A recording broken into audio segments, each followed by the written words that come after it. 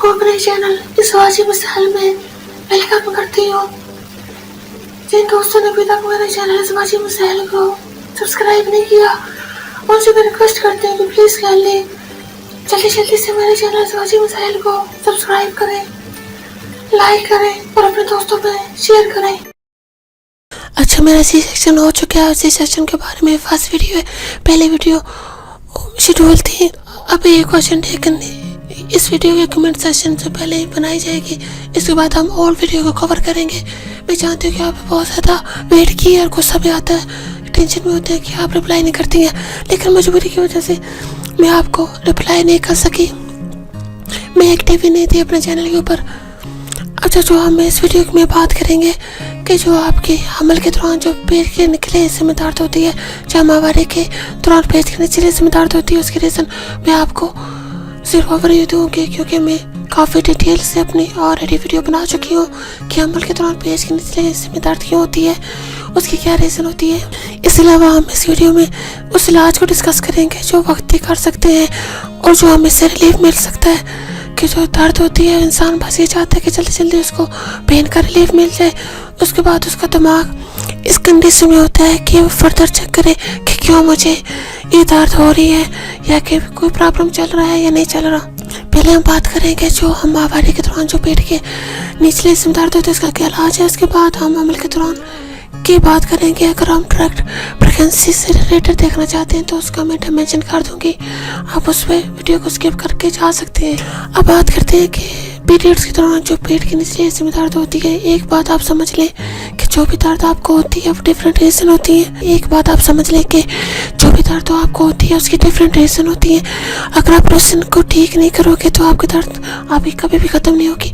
और पीरियड्स के दौरान जो आपको निचले हिस्से में दर्द होती है, हो सकता है वो कंसीव करने में भी आपको आगे मसला करे, इसलिए आप उसके रीज़न को लाजमी जान कर ख़त्म करना है।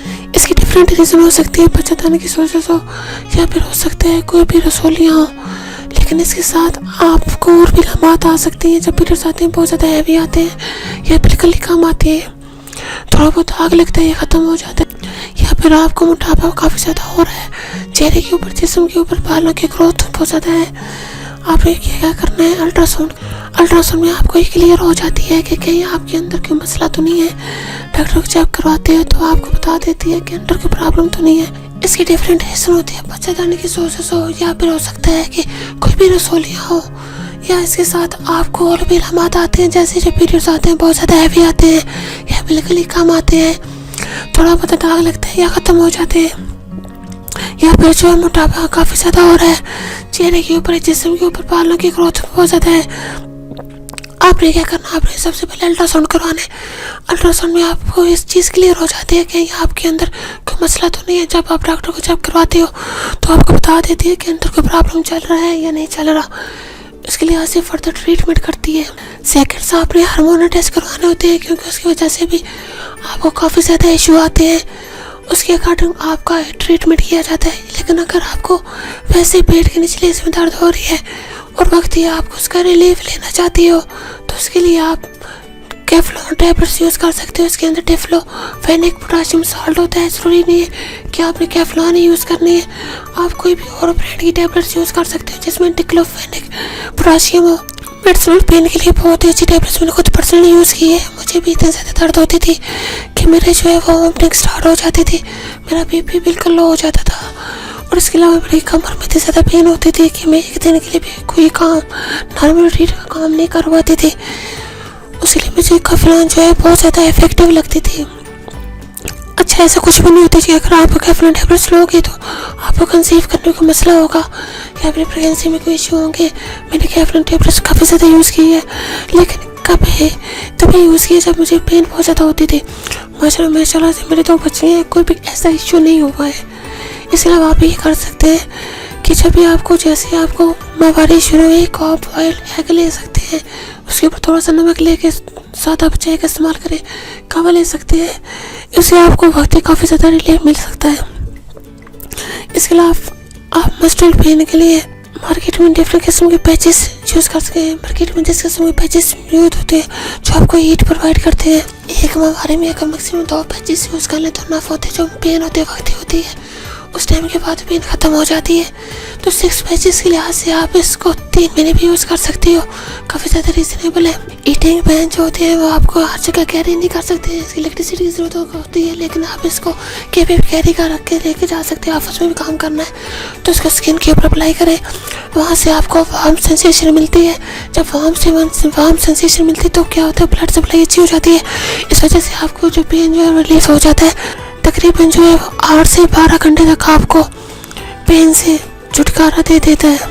इसमें भी काफ़ी ज़्यादा इफेक्टिव है, इसकी स्मेल काफ़ी ज़्यादा अच्छी है। अगर आप इसको बॉडी में अप्लाई करते हैं तो बहुत अच्छा फील होता है।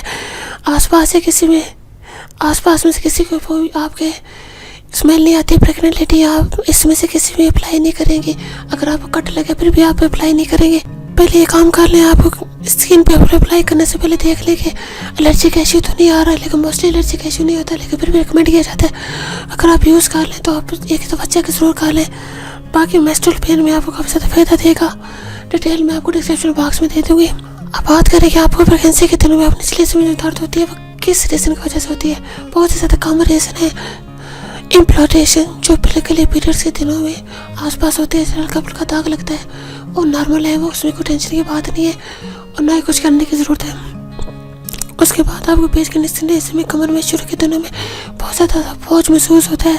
बहुत सी ख़वातीन इस चीज़ से परेशान हो जाती है, बहुत थोड़ा बहुत फील होना नॉर्मल होता है, इसमें कोई भी परेशानी की बात नहीं है जब तक आपको कोई ब्लीडिंग या दाग वगैरह नहीं लग रहा है। इस वजह से आपकी प्रेगनेंसी बनती है, बच्चे का वेट बढ़ता है, उस वजह से निचले हिस्से में दर्द होती है। लेकिन जब आप करवट बदलते हो या थोड़ी सी पोजीशन चेंज करते हो तो इस वजह से दर्द खत्म हो जाती है।